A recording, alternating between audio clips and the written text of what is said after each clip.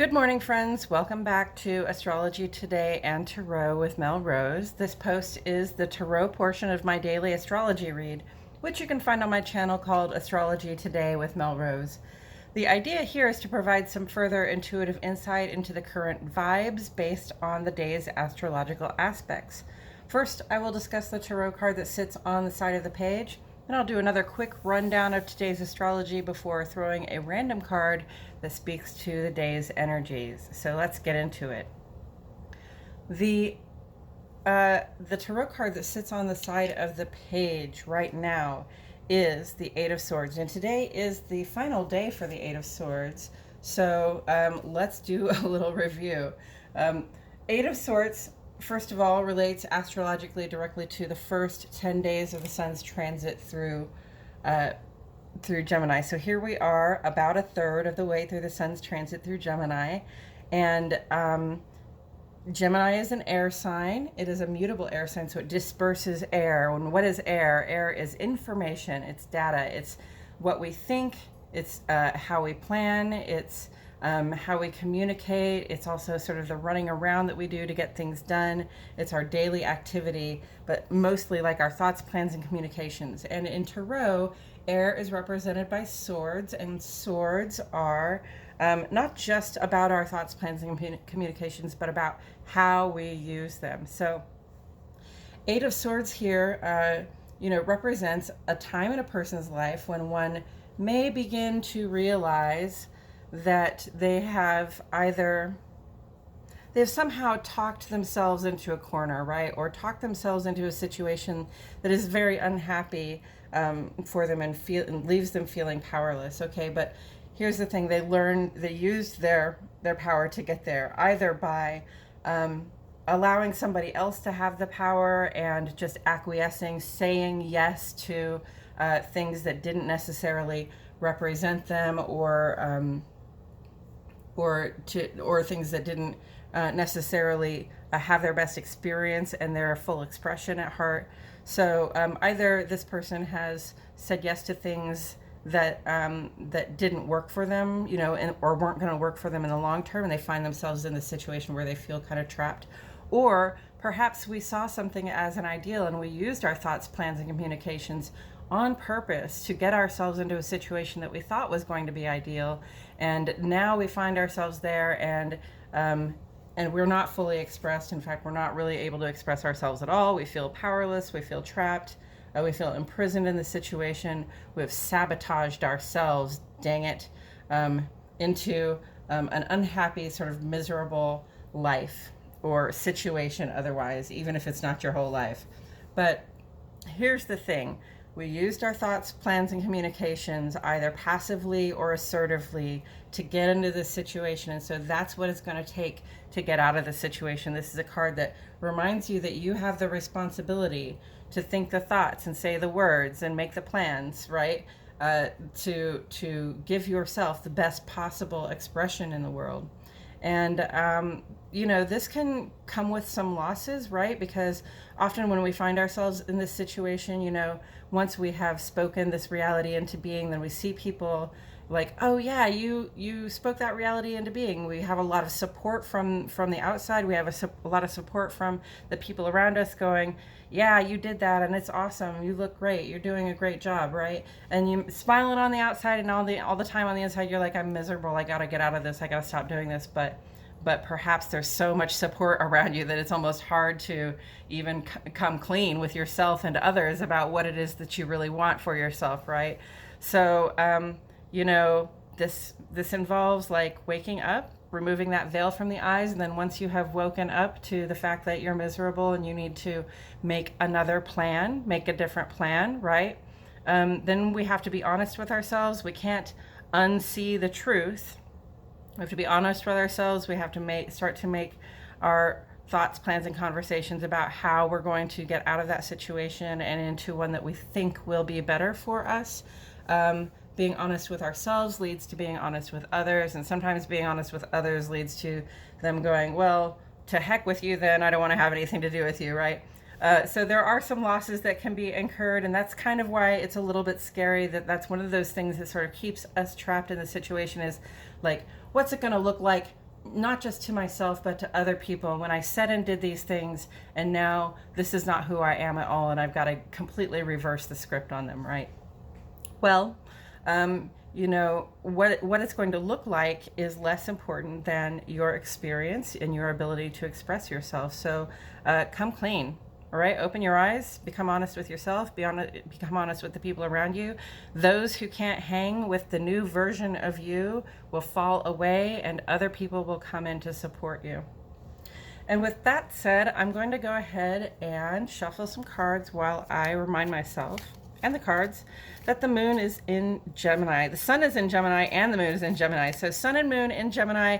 We had the new moon yesterday. So this is really a time of focus on those Gemini qualities where we want to be mentally stimulated. We want to play games that help us learn, and we want to have engaging, inspiring conversations with other people. We want to share data, and we want to grow ideas and plans.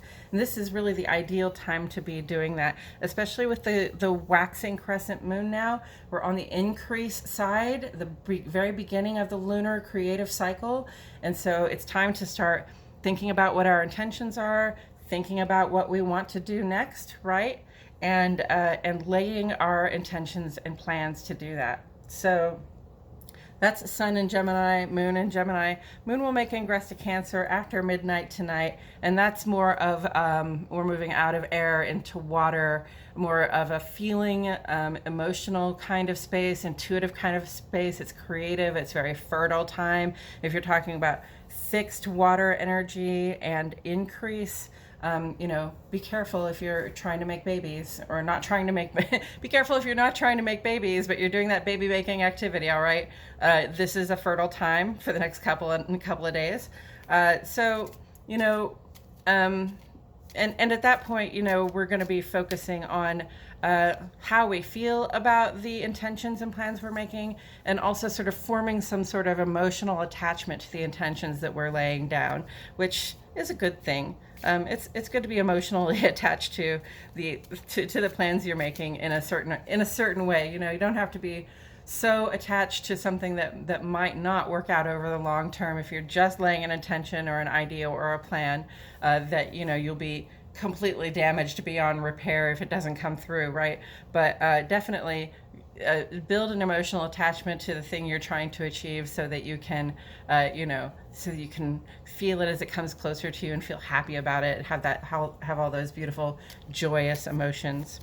On this moon side of the page today, the waxing crescent moon side of the page today, we had this double moon aspect come in at 3:10 in the afternoon, and I love it because just a couple days ago we had like moon sextile Neptune and moon square Saturn, and it was like, something might come up in terms of our sense of stability, but with the moon sextile Neptune, we can use our empathy and compassion to get through it. Now, this is kind of the other way around.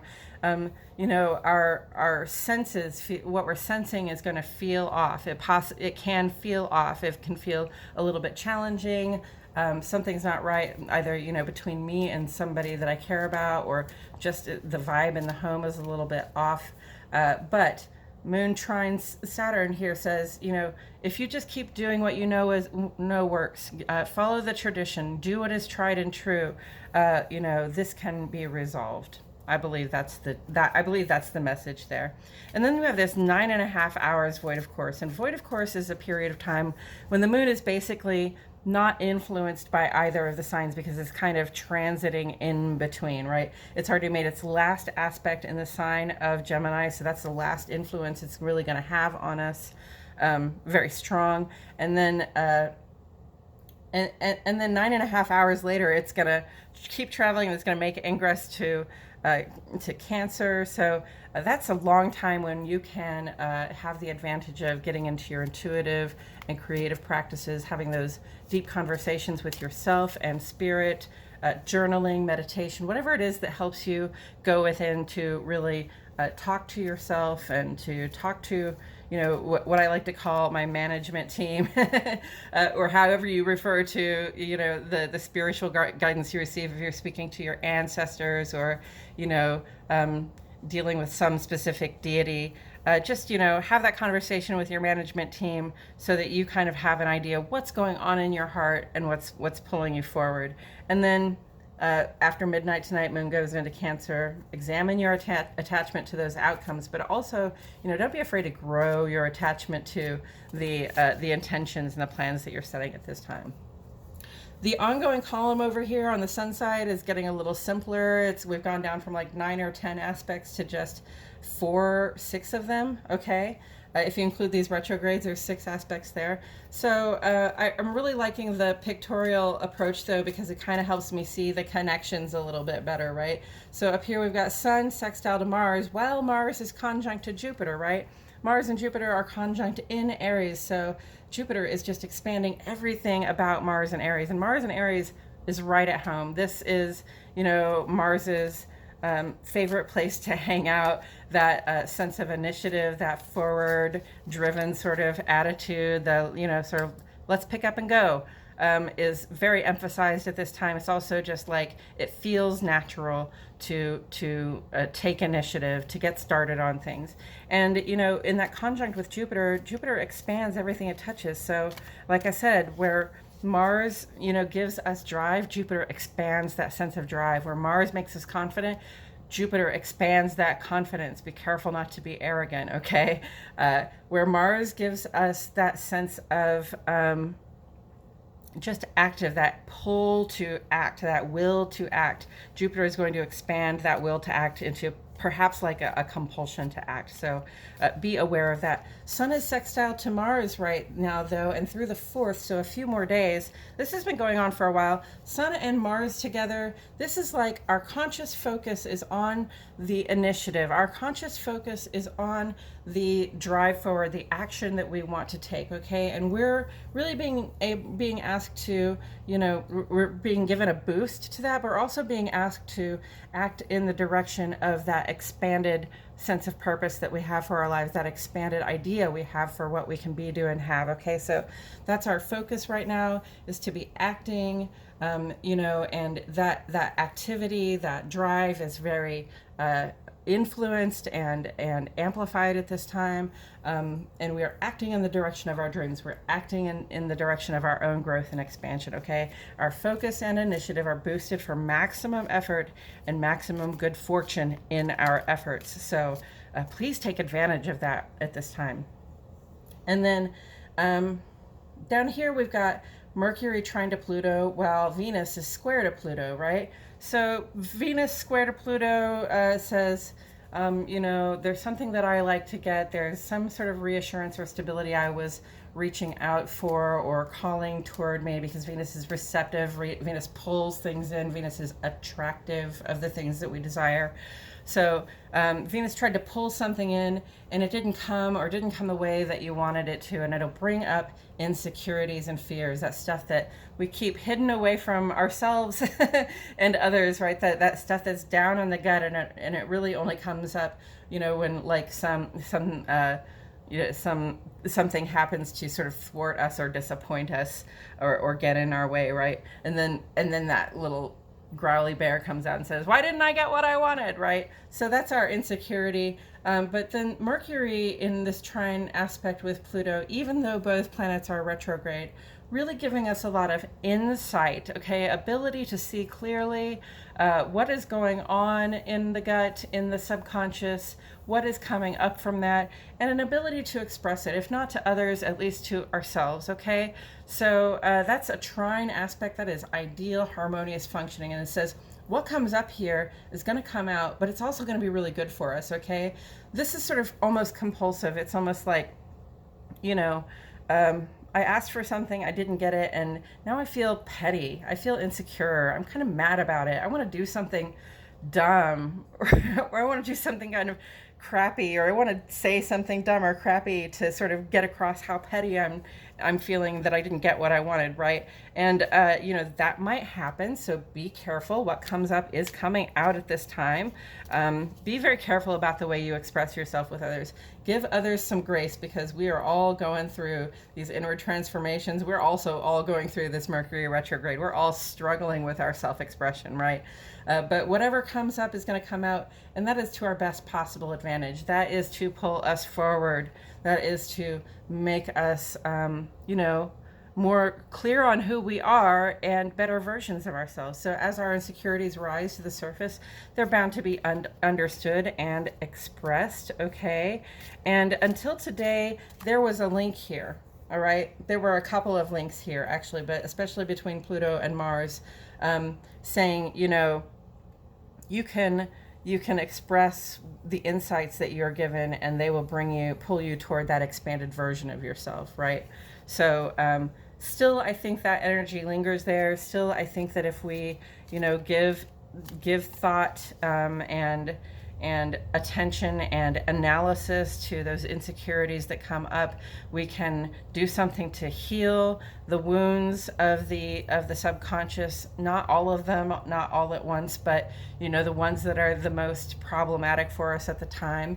And having done that healing, then the actions we take can pull us closer to the expanded version of ourselves that we like to see. And with all of that said, I'm going to go ahead and pull this card, the Chariot, friends. So the Chariot very much makes me think of that Sun sextile Mars conjunct Jupiter there. I love this. It almost looks like algebra, right? The Chariot represents a figure who moves forward, who makes progress by willpower alone, basically. And what they do is they have these conflicting sort of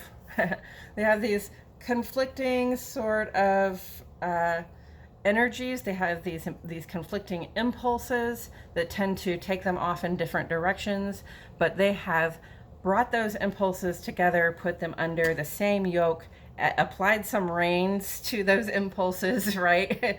Hitched a chariot to those impulses, and having control of those diverging impulses, then they're able to move forward. So for one thing, again, maintain a little personal self-control when that divergent impulse to act on your petty feelings, or complain about something that you didn't get, that you were trying to get, or perhaps even felt entitled to have. Please try to contain that impulse, because it isn't who you are. Okay, like, we are all a little bit petty, and we all tend to complain when we didn't get what we want. If not externally, then internally. There is a sense of there's a sense of complaint there, or a sense of, it feels like loss, but it's really like I didn't get what I want, and so now I feel like I've lost, right? Have a little control over that petty behavior if you can. And also, here's an impulse that's divergent from that, and that is just to move and act no matter what, regardless of what's going on in the heart and mind. Okay, so the heart is over here, something feels off, but if we maintain reliable behavior, if we rein in our impulses to do things differently, to react emotionally to something that doesn't require an emotional reaction, then we can still have a good outcome. And then also examine your attachment to the outcomes, right? Because the attachment to outcomes can also become a problem, right? The whole point is to keep making progress, to keep moving forward, to keep growing and expanding, to keep trying to become, acting, thinking, planning, and trying to become that bigger, better, more expanded, more learned, more well-traveled, more well-resourced version of ourselves, right? So this is the time to be noticing what comes up in terms of impulses that might get in our way, okay, that might have us trotting off down the wrong road in one direction, or speeding too far forward in the other direction. We bring those impulses together. Again, we put them under the same yoke. We put some reins on them, we hitch a chariot and we say, pull me forward. And when we say stop, they stop. And when we say go, they go. And when we say turn, they turn. Okay, we have to be in command. Okay, it's not, there are two of us in here.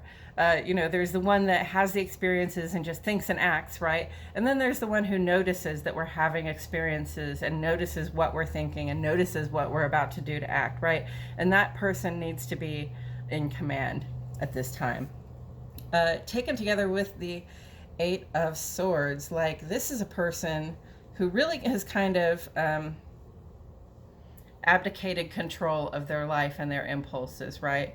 So like I said, either you have said yes to a bunch of stuff that didn't have your best experience at heart, or like in an acquiescing sort of way where you let somebody else have control, or you followed an impulse to try to sort of attain somebody else's dream, or a dream that you thought looked good, and you knew that you could achieve it, but having achieved it, you got there and you were like, I am completely unexpressed. This isn't me. This feels like a trap. I feel powerless in this situation, and I have to find a way to get out. Chariot is here to say, you can't just sit there and wallow in the misery of the situation you talked yourself into, right?